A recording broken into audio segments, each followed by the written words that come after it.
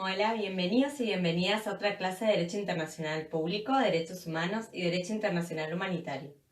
Hoy veremos los tribunales internacionales penales ad hoc y la Corte Penal Internacional. Al finalizar la Segunda Guerra Mundial y al observar las graves violaciones al derecho humanitario cometidas durante el desarrollo de dicho conflicto armado, la comunidad internacional sintió la necesidad de dar respuesta a lo sucedido y evitar la impunidad de los autores de dichas violaciones. Como no existía una institución o organismo que pudiera hacerlo, tuvieron que crear una. Es así que los primeros tribunales internacionales penales han sido el Tribunal Militar de Nuremberg y el Tribunal Militar para el Lejano Oriente, para investigar, individualizar y castigar a los responsables de esos hechos. En esa ocasión surgen los principios de Nuremberg, que son las bases del actual derecho internacional penal de la guerra. Estos principios fueron de utilidad para los distintos juzgamientos penales internacionales. El primer principio consiste en que toda persona que cometa un acto que constituya delito de derecho internacional es responsable de él y está sujeto a sanción. El segundo principio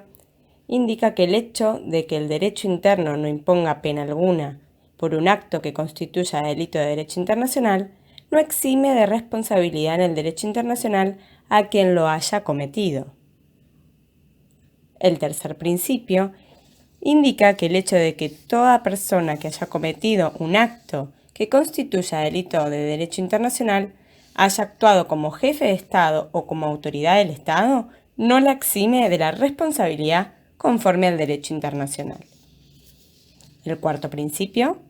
indica que el hecho de que una persona haya actuado en cumplimiento de una orden de su gobierno o de un superior jerárquico no la exime de responsabilidad conforme al derecho internacional, si efectivamente tuvo la posibilidad moral de optar por no cumplirla.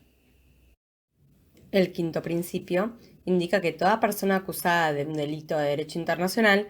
tiene derecho a un juicio imparcial sobre los hechos y sobre el derecho.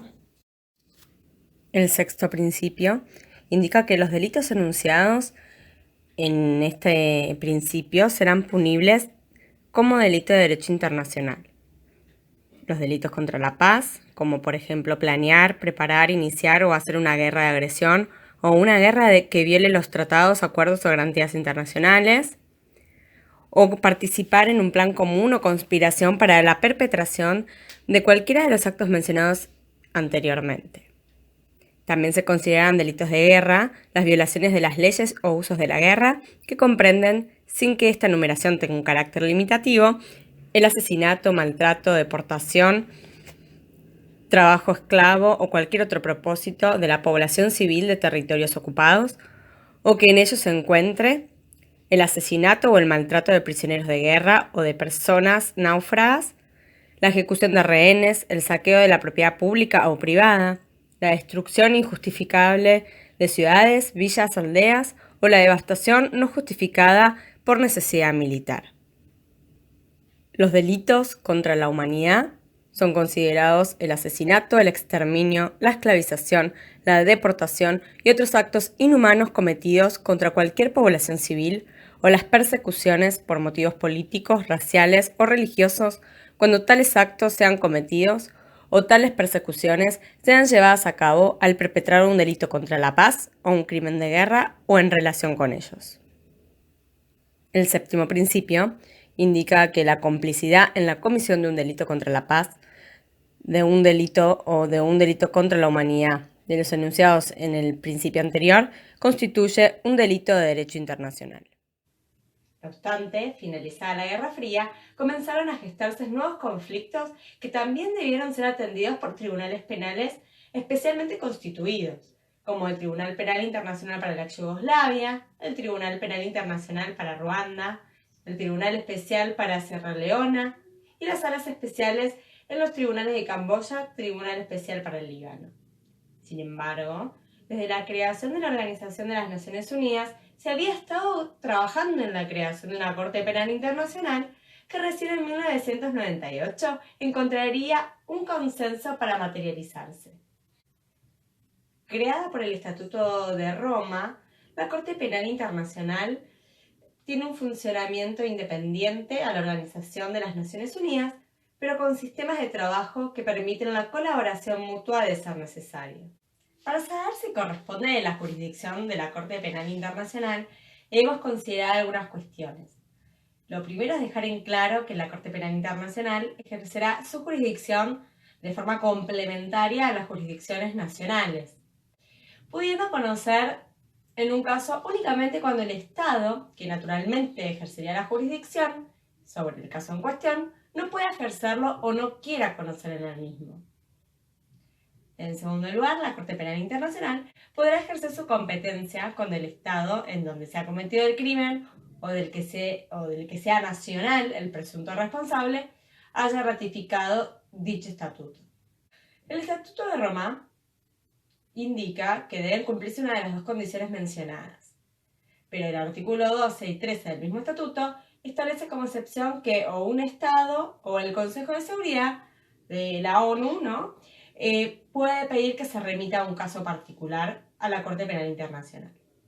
Una vez que se acredita lo mencionado anteriormente, la Corte Penal Internacional pasa a evaluar que se hayan cumplido los requisitos de la competencia establecidos en este estatuto. Entonces va a analizar la competencia en razón de la persona, en razón del territorio, en razón del tiempo y en razón de la materia. Entonces, para ser juzgados deberán ser primeramente personas físicas y mayores de 18 años. Luego, además la regla es que se van a juzgar las violaciones que se cometieron en estado que sean parte del Estatuto de Roma. Pero existen excepciones como la revisión por parte del Consejo de Seguridad, la nacionalidad del infractor y por haberse efectuado en una declaración especial por el estado en el que se cometió el hecho. Respecto al ámbito temporal, debemos decir que podrán juzgarse aquellos actos cometidos luego del 1 de julio de 2002 y también del momento en entrada de vigencia para cada estado en particular, salvo que expresamente el estado haya autorizado que la aplicación sea retroactiva. Además, los temas que va a poder tratar la Corte Penal Internacional están acotados. Estos están definidos en el estatuto y sin embargo podemos nombrar 4 grandes categorías. Uno, los crímenes de guerra, otro, los crímenes de genocidio, otro, los crímenes de lesa humanidad y el último, el crimen de agresión. Entonces, si un Estado que tenga jurisdicción sobre el caso se encuentra realizando una investigación o un enjuiciamiento del mismo y ha realizado una investigación y ha decidido no iniciar una acción penal o haya llevado a cabo el enjuiciamiento de la persona presuntamente responsable, o puede ser que el Estado no haya investigado porque consideraba que no era de la gravedad suficiente, en esos casos la Corte Penal Internacional podrá considerar al caso que ya pasó por algún procedimiento en el orden interno y tomando en cuenta alguna de estas características, lo que hará es considerar que el caso es inadmisible. Pero si se acredita la falta de voluntad de un Estado para realizar la investigación o enjuiciamiento, o si existe una imposibilidad por parte del Estado para investigar o enjuiciar a los presuntos responsables por la comisión de los crímenes que sean competencia de la Corte Penal Internacional, entonces luego podría considerarse competente. Bueno, haremos especial hincapié en el análisis de los crímenes de guerra. Ellos están comprendidos en el artículo 8 de la Corte Penal Internacional y su fundamento se encuentra en todas las normas de derecho internacional humanitario o derecho internacional de los conflictos armados, como por ejemplo los convenios de La Haya, los convenios de Ginebra, sus protocolos adicionales, entre otros.